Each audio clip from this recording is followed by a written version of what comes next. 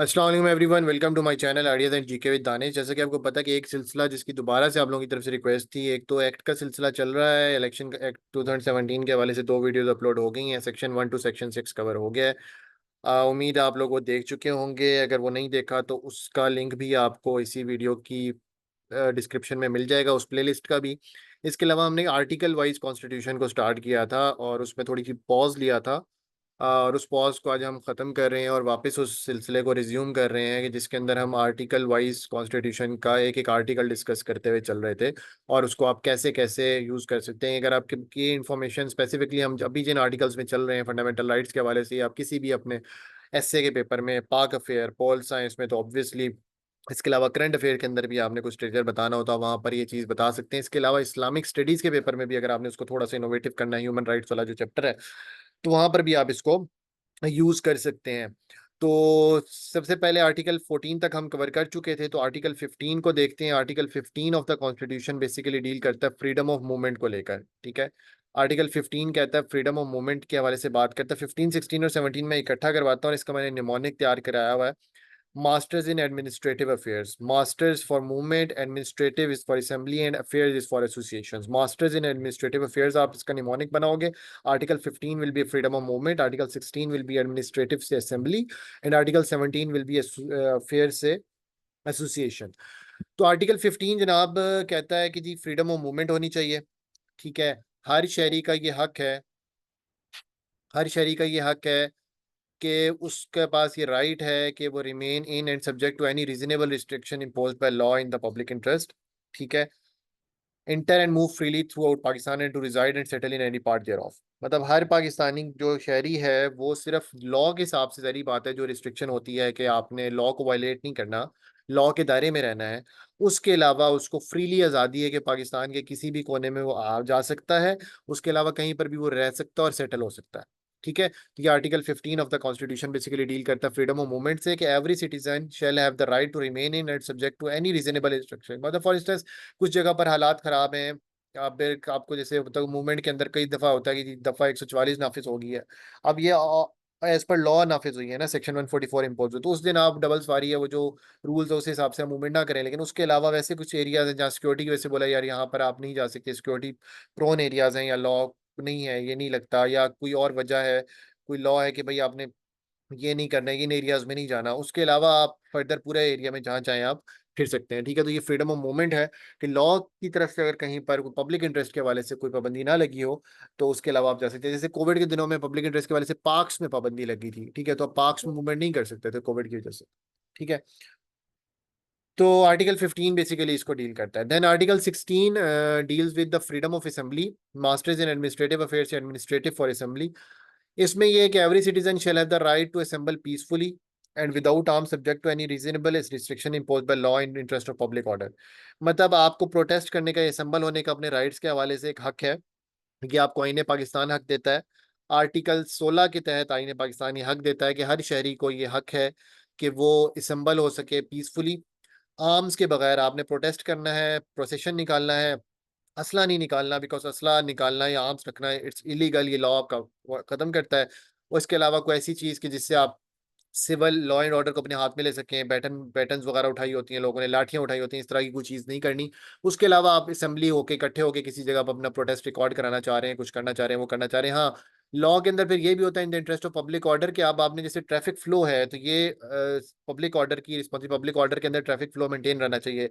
जो अब प्रोटेस्ट के अंदर रोड्स ब्लॉक कर दी जाती हैं वो फ्रीडम ऑफ असेंबली के अंदर नहीं आएगा, बिकॉज उसके अंदर आप दूसरे लोगों के राइट्स भी इन्फ्रिंज कर रहे हैं। उनका जो फ्रीडम ऑफ मूवमेंट है वो आप फ्रीडम ऑफ असेंबली की तरह जगह से आप इन्फ्रिंज कर रहे हैं, कि उनके रास्ते रोक रहे हैं, वो नहीं जा रहे। कि जैसे फॉर इंस्टेंस मोस्टली प्रोटेस्ट आता है कि जी हम एंट्री पॉइंट्स बंद कर देंगे फलां सिटी के, हम मेन चौक पे धरना दे देंगे। तो ये जब चीजें होती हैं तो ये बेसिकली आप अपना तो फ्रीडम ऑफ असेंबली एक्सरसाइज कर रहे हैं लेकिन दूसरे का फ्रीडम ऑफ मूवमेंट आप रिस्ट्रिक्ट कर रहे हैं, तो ये जो है अगेंस्ट द लॉ चला जाएगा। तो आप इस हवाले से नहीं होगा। जैसे एक फेमस जजमेंट थी regarding Faizabad procession as well, कि उसमें फंडामेंटल राइट्स कैसे इफेक्ट हुए थे, सुप्रीम कोर्ट की जजमेंट थी 2019 की, तो वो पढ़ने के काबिल है। तो इस तरह से ये फ्रीडम ऑफ असेंबली जो है वो ये आ जाता है। वो एक बात भी है ना कि where my nose starts your freedom ends, एक कोटेशन है एनोनिमस की, मतलब जहां मेरी दायरा हदूद स्टार्ट हो जाता है, मेरी नाक स्टार्ट हो जाती है, वहां अगले बंदे की फ्रीडम खत्म हो जाती है। तो इसी तरह से किसी और बंदे की फ्रीडम को आप अफेक्ट करके अपना राइट एक्सरसाइज नहीं कर सकते, ये भी वो है। इसको हार्म प्रिंसिपल जो है बड़ा अच्छा समझाता है। देन आगे आप चलें तो freedom of association. Then freedom of association है, फ्रीडम ऑफ एसोसिएशन ये कि every citizen shall have the right to form association, subsection 1 इसका कहता है, आर्टिकल 1 का सबसेक्शन 1 कहता है कि every citizen shall have right to form associations और union subject to any reasonable. भाई आपने लॉ, पब्लिक ऑर्डर, मोरालिटी या सोवरेनिटी ऑफ पाकिस्तान और इंटीग्रिटी ऑफ पाकिस्तान को खतरा ना हो जिस चीज से, जो रिस्ट्रिक्शन इम्पोज है, उसके अलावा आप कोई भी एसोसिएशन बनाना चाहते हैं, पॉलिटिकल यूनियन बनाना चाहते हैं, आप बना सकते हैं, ठीक है। सोवरेनिटी को थ्रेट नहीं होना चाहिए, इंटीग्रिटी को थ्रेट नहीं होना चाहिए, और पब्लिक ऑर्डर और मोरालिटी को थ्रेट नहीं होना चाहिए, ठीक है। उसके बाद दूसरी चीज ये कि every citizen not being in the service of Pakistan, ठीक है, जो भी बंदा है जो सर्विस ऑफ पाकिस्तान में नहीं है, गवर्नमेंट सर्विस का मेंबर है, प्रोविंशियल गवर्नमेंट का मेंबर है, फेडरल गवर्नमेंट का मेंबर है, तो उसके पर अप्लाई वो पॉलिटिक्स में पार्टिसिपेट कर ही नहीं सकता ऑब्वियसली। उसके अलावा हर मेंबर को, हर शहरी को ये हक है कि वो मेंबर ऑफ पॉलिटिकल पार्टी भी बन सकता है और अपनी पॉलिटिकल पार्टी बना भी सकता है, ठीक है। और उसमें भी यही है कि कोई रिस्ट्रिक्शन जो रीजनेबल हैं वो इम्पोज है लॉ के हिसाब से, in the interest of sovereignty and integrity of Pakistan, ठीक है।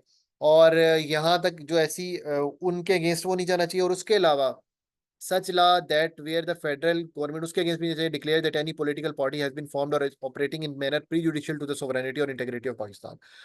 अच्छा, इसके अलावा एक और चीज ये है कि अगर गवर्नमेंट को ये पता लगे कि भाई कोई ऐसी पार्टी है कि जो कि ऐसे काम कर रही है कि जिससे पाकिस्तान की सालमियत को और खुद मुख्तारी को खतरा लाक हो सकता है, तो उसके अगेंस्ट फेडरल गवर्नमेंट इस चीज की पाबंद है। अब ये बात बड़ी इंपॉर्टेंट और पते की बात है कि आपने किसी पार्टी को बैंड ऑर्गेनाइजेशन डिक्लेयर करना है, उस पर पाबंदी लगानी है, उसको कलअदम करार देना है, और वो पॉलिटिकल पार्टी है, तो आपको 15 डेज के अंदर अंदर इस डिक्लेरेशन के, supreme court federal government cabinet से डिक्लेयर करेगी, कैबिनेट बाय मेजॉरिटी में डिसाइड करेगी, कैबिनेट के डिसीजन के बाद 15 दिन के अंदर ये रेफरेंस जो है सुप्रीम कोर्ट में फाइल होगा और उस रेफरेंस पे डिसीजन फाइनल होगा। मतलब अगर किसी पॉलिटिकल पार्टी को बैन करना है और गवर्नमेंट ये समझती है कि उसकी जो एक्टिविटीज हैं उस सोवरेनिटी और इंटेग्रिटी ऑफ पाकिस्तान के खिलाफ हैं, तो गवर्नमेंट का प्रोसीजर क्या है कि पहले कैबिनेट के थ्रू एक सर्कुलर निकलेगा, कैबिनेट के सर्कुलर के बाद 15 दिन के अंदर अंदर आईने पाकिस्तान का आर्टिकल 17 की सब सेक्शन 2 ये कहता है कि सुप्रीम कोर्ट को रेफरेंस जाएगा, रेफरेंस के अंदर फिर ये डिसीजन होगा कि आपने उस पार्टी का क्या करना है, ठीक है। आर्टिकल 17 का सब सेक्शन 3 ये कहता है कि every political party shall account for the source of its funds in accordance with law. हर पार्टी के अपने उसको फंड्स की सोर्स क्या है, उसके डोनर्स क्या हैं, कैसे वो फंड्स इकट्ठे करती है, कैसे उसके मेंबर्स हैं, किस तरह से अपने खर्चे पूरे कर रही है, ये तमाम की तमाम चीजें जो हैं ये भी आर्टिकल 17 का सब सेक्शन 3 बताता है। उम्मीद है आप लोगों को इसका जो वीडियो है पसंद आई होगी। इस पूरी प्लेलिस्ट का लिंक जो है वो वीडियो के डिस्क्रिप्शन में मिल जाएगा, ताकि अगर आप लोगों ने नहीं देखी तो आर्टिकल 1 से लेकर आर्टिकल 14 तक आप वहां से कवर कर लें।